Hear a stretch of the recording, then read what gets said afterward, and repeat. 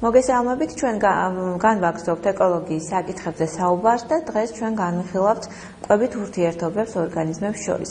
მოგეხსენებათ, რომ ცოცხალი ორგანიზმებს შორის ურთიერთობები მრავალფეროვანია, ისინი იმ რესურსების მოსაპოვებლად, რომელიც მათთვის სასიცოცხლოდ აუცილებელია, სხვადასხვა სახის ურთიერთობებს მიმართავენ, თუმცა კვებითი ურთიერთობები ერთ-ერთი ყველაზე მკაფიო მაგალითია საერთოდ ორგანიზმთა შორის ურთიერთობებისა და სწორედ დღეს შევეხებით ამ სახის ურთიერთობებს. განვიხილოთ თუ რა ფორმები არსებობს კვებითი ურთიერთობებისა. ეს განხლავთ პარაზიტიზმი, კონკურენცია, მტაცებლობა, ნეიტრალიზმი და სიმბიოზი.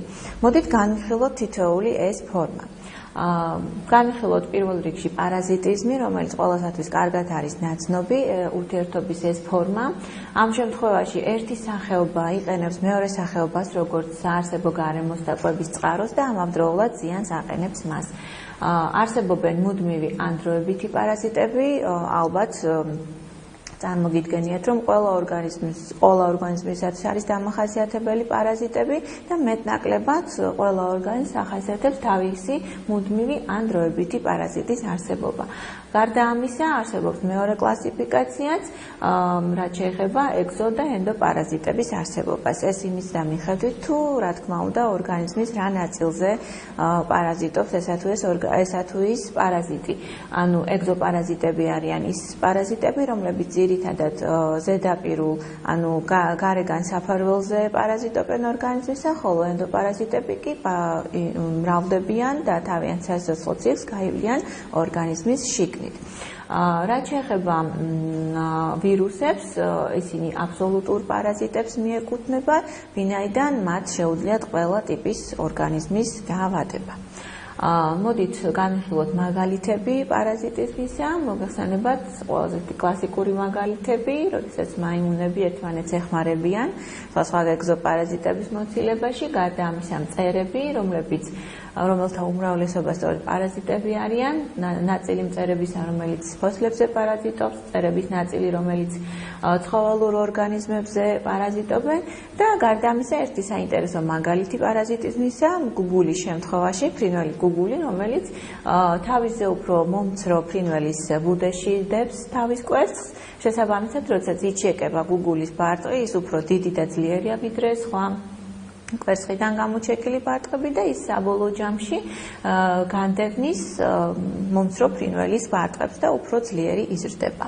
გადავიდეთ შემდეგ ურთიერთობაზე, ეს გახლავთ კონკურენცია. კონკურენცია ესეთი ურთიერთობაა, რომელიც ძირითადად მსგავს ინდივიდებს შორის ხდება, ანუ ისეთ ინდივიდებს შორის, რომელთაც მსგავსი მოთხოვნილებები აქვთ, შესაბამისად კონკურენცია ხშირ შემთხვევაში ხდება იმ რესურსების მოსაპოვებლად, რომელიც მათი არსებობისა და გამრავლებისათვის არის საჭირო.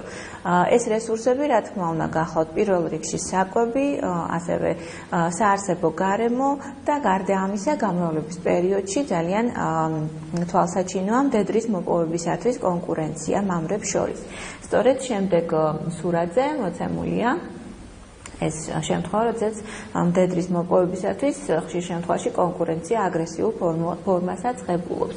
და გარდა ამისა ყველაზე თვალსაჩინო, რა თქმა უნდა, საკვების გამო კონკურენცია, იმ შემთხვევაში, როდესაც შეზღუდულია საკვები ამ ორგანიზმებისათვის.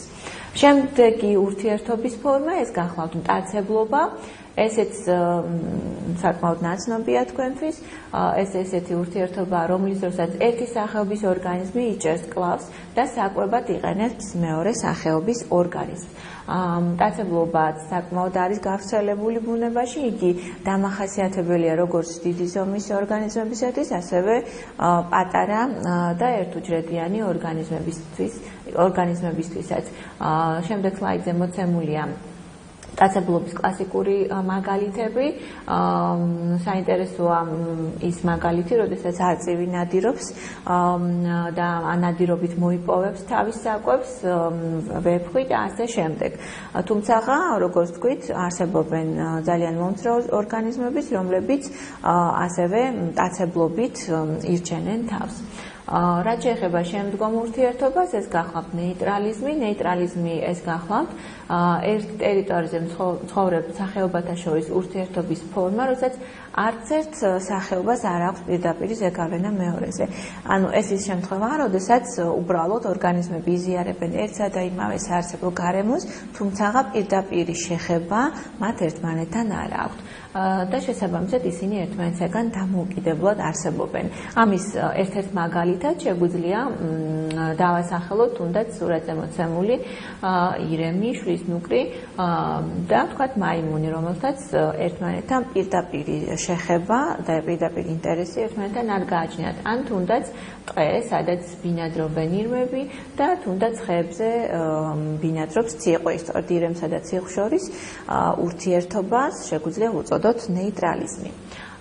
და ბოლოს შევეხოთ სიმბიოზს, ეს გახლავთ ურთიერთობა სხვადასხვა ჯგუფის ორგანიზმებს შორის, მათი თანაცხოვრება ერთგვარი, რომლის დროსაც ორივე ან ერთ-ერთი მათგანი სარგებლობს. სწორედ ამის მიხედვით განარჩევენ სიმბიოზის ორ ფორმას, ეს გახლავთ კომენსალიზმი და მდგმურობა. კომენსალიზმი ეს ისეთი სიმბიოზის ისეთი ფორმაა, როდესაც ორგანიზმი სარგებლობს მეორეს ნარჩენი საკვებით ან ტერიტორიის ნაწილით, მაგრამ მას არ აზარალებს, ხოლო მდგმურობა ეს ისეთი ფორმაა სიმბიოზისა, როდესაც ერთი ორგანიზმი მეორეს იყენებს როგორც თავშესაფარს. კომენსალიზმის ყველაზე ნაცნობი მაგალითები გახლავთ სურათზე მოცემული. პირველი მაგალითი ეს გახლავთ ზვიგენის მაგალითი, რომელთანაც მუდმივად თანაცხოვრობენ თევზები, რომელთაც ქვიათ ლოცმანი. ისინი თან დახვევიან ზვიგენს ან დელფინს და სწორედ მათი საკვები ნარჩენებით იკვებებიან. და ამ შემთხვევაში, რა თქმა უნდა, სარგებლობს თევზი ლოცმანი, რომელიც დამოკიდებულია სწორედ ზვიგენის ან დელფინის საკვებ ნარჩენებზე. გარდა ამისა, მოცემულია ნიანგის და მომცრო ზომის ფრინველის მაგალითი, როდესაც ფრინველი ნიანგის კბილებზე დარჩენილი საკვები ნარჩენებით იკვებება და გარდა ამისა, მსხვილფეხა არქოსანი პირუტყვისა და ასევე მომცრო ფრინველის თანაცხოვრება, როდესაც აღნიშნული ფრინველი იკვებება ამ ორგანიზმის გარეგან საფარველზე არსებული პატარა მწერებით, პატარა პარაზიტი მწერებით. შემდეგ სურათზე კი მოცემულია მდგმურობის მაგალითი, ერთ-ერთი ყველაზე ლამაზი და თვალსაჩინო მაგალითი, ეს გახლავთ თევზი ჯამბაზი, რომელიც თავშესაფრად იყენებს მედუზა აქტინიას შხამიან ძაფებს და სწორედ ამით იგი თავს გადაირჩენს ძლიერი და უფრო დიდი ზომის მტაცებელი თევზებისაგან. ამ შემთხვევაში სარგებლობს აღნიშნული თევზი, რომელიც სწორედ მიმართავს ასეთ გზას, რათა თავი გადაირჩინოს. სწორედ დღეს ჩვენ ვისაუბრებთ კვებით ურთიერთობებზე, ხოლო შემდეგ აკოდილზე ჩვენ შევეხებით კვების ტიპებზე, თუ რა სახით იკვებებიან და როგორ მოიპოვებენ საკვებს ორგანიზმები. დიდი მადლობა ყურადღებისათვის.